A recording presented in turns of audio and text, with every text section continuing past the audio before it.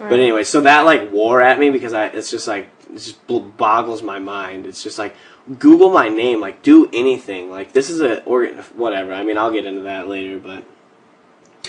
So anyways, I finally just left. I packed up my shit. Like I packed up my car. I packed everything into my Cadillac. And I told my dad, I'm like, Dad, I'm taking off.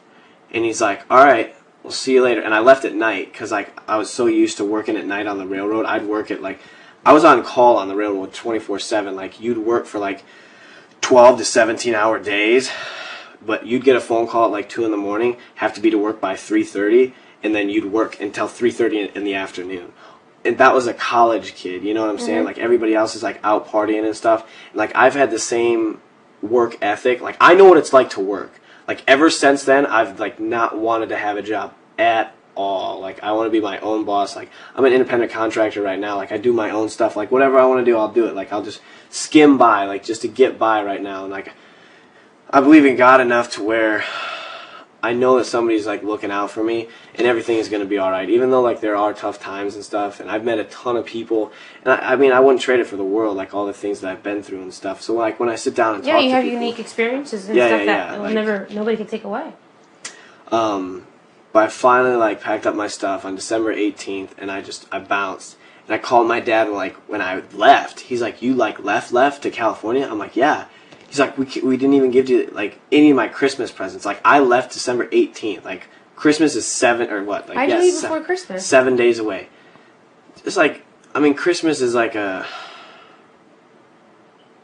it's not like it's another day back home, but it's just like my family's really small, and my brothers never make it. Like my half brothers, and then like it's just my grandma and that, and it's gonna suck like because my grandma's old.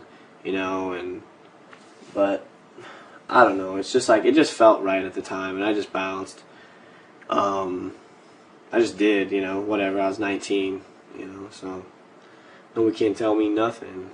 But so I packed up my shit and bounced, and just called back home on Christmas, and it really does suck, like talking to everybody on the phone, like on Christmas, and they're just like passing the phone around, you know. But the worst thing was when I missed my brother's birthday that first year I was in California. Like, I wrote him a note and I like overnighted it to him with like the last $30 I had in my bank account. And it was like just a card, like smeared because I cried all over like a little pansy ass. So when you got out here, where'd you go? Life was tough. Who'd you like go with? I mean, I drove straight out to Oregon. It sucked because I went through Colorado. I went and like during December, like, and I had 20s on my car, so like, and if you drive through Colorado at that like season, you need to either have snow tires or chains on your tires to make it through shit, to make it through like the on the roads. Right. Because not only that, but like first off, it's like mountains, and like it's curvy and shit, and like all the roads were so shitty. But I traveled mostly at night. And I don't know, like somehow it just like, it all melted and I made it straight through. Like, yeah, I hit a ton of patches of like black ice and stuff. 36 hours, like I slept in my car on the way out there because I only had like $1,800. Like I had all this money, and then when I moved out to California, I only had $1,800. I mean, yeah, it's kind of like a decent chunk of change, but it goes pretty quick when you still have to pay your bike payment. It was like $250, you know, and you still have to pay your cell phone, which like became like $100 a month because of Verizon. Fucking bastards. I have them. I love them. Yeah, they have great service. They do. It's a great phone, great service. What's cool with me is I get 25% off my bill. Because of your work? Yeah. Yeah. So that's sweet. Like I even have my dad right before I left, I signed my dad up on my plan, and like I pay the cell phone bill because I get such a great deal. So you know, like I put him on my plan so he could save. Yeah, some bones. Yeah. Yeah. And then like drove all the way out there with this kid that was really cool. I mean, went out there, we stayed in at his place. We went to like some country club with his mom for Christmas, so like I celebrated Christmas with like his mom, and it was cool because like they bought me some presents and stuff. But then like we spent New Year's in a fucking movie theater and fell asleep to the movies. It's just like because we didn't know anybody. Because by then we moved down to Bakersfield, California. We finally drove out and drove down. We drove down in his Volkswagen Beetle. Like I left my car at his house up in Oregon, and we took down his Beetle because we didn't like just to save money on gas and stuff and to try finding a place. And I lived all over in California. I mean, I'm giving you like I'm really like cutting back now, but started sleeping in his car, both of us, because like. And all that was worth like moving for. Well, I mean, we went into the gym and we're like just talking to people, and like people do have hearts, you know. And sad as it sounds, like we befriended some people and got to stay there for a minute to get on our feet, get jobs, bounce. We moved back up to Studio City, or not Studio City, Culver City. I lived with a guy that was on America's Most Wanted. Dude flew to fucking Florida, slaughtered some chick on his boat, and was back. Like,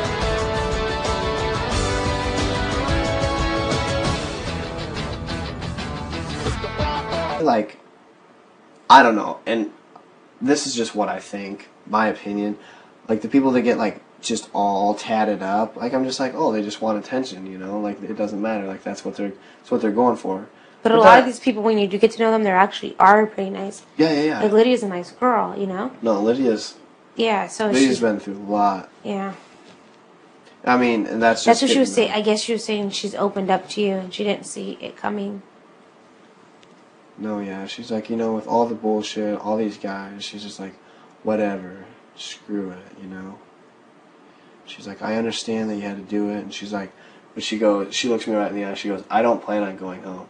She goes, I plan on winning that POV, and I'm going to help you get farther in this game. I'm like, okay. But I just don't, like, that's what I'm saying. Like, and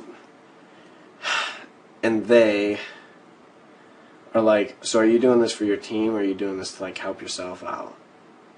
The nominations. They're like, who are you putting first? And I, like I said, like what you guys say, like I want you guys to trust me as much as possible too, you know. And I did it because I'm just like, you know, he seemed really adamant about it, and I'm like, maybe I'm missing something, you know. I'm just like, because again, like you guys are on my team, but if it was anybody else, I'm right until you can prove me wrong. I don't give a shit what that. You don't think, like honestly, you don't think Lydia would be coming after you at all? And she goes, you know, I really feel bad because you're gonna see like what I've said about you, and you're gonna be like, man, I'm such a dick, and I'm. Why does it take to be put on the block to say these things? That's what I'm saying. I told her, I go, why? You know, why does it take why this? didn't you tell me this? I know. Trust me. I know. And I told her that, and that's why I was telling you, like, so if she wins, I mean, it's still fine. Like, just stay close to her.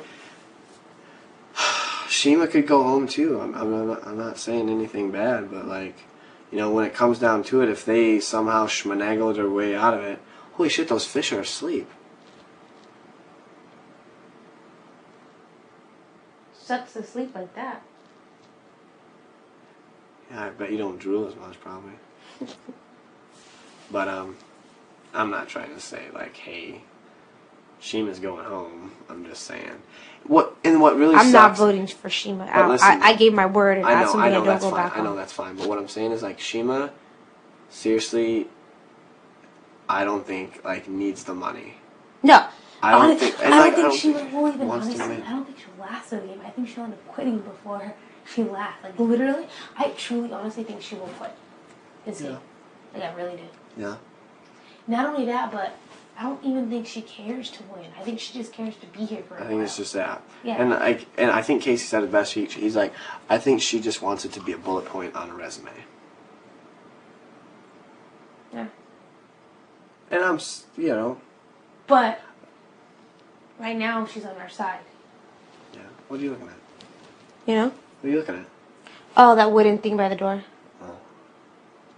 But yeah,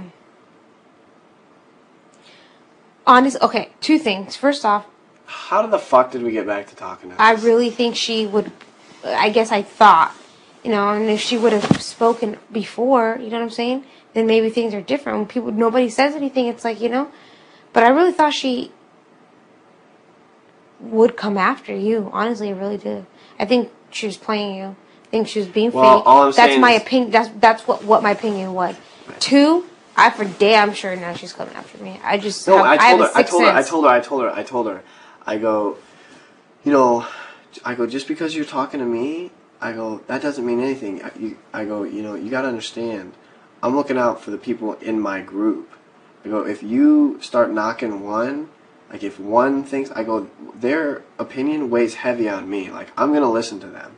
She's like, no, I understand. And she's like, don't worry, like, I'm not mad, and da-da-da-da. And, like, and that's when she just, and I think that's why she opened up to you, you know? But whatever, I mean, too little too late, maybe. But if she wins, I think she has it in her to win. I don't doubt that. I do too. And if she doesn't, I think another wave of emotion is going to hit her. Of like, damn it. You know what I mean? Of like, defeated. So, no, they really need Laura. But I don't think they have her. And I told Shima, I go, you know, she's the deciding vote. I go, think of it. Da-da-da-da-da, and you lost Jeff's vote. She's like, what do you mean? I'm like, Jeff ain't with us anymore. She's like, okay. I go, Laura likes you. I go, and I told Russell that. I go, she has more power than she knows. You know? Because if she wanted to, she could vote Shima out, go with them, and now we're the outsiders. That's how crazy it is. I don't really think she That's will. why when I was trying to talk to her, I was trying to tell her and reassure her that, like, this was her decision. We just presented it to her, and she accepted it.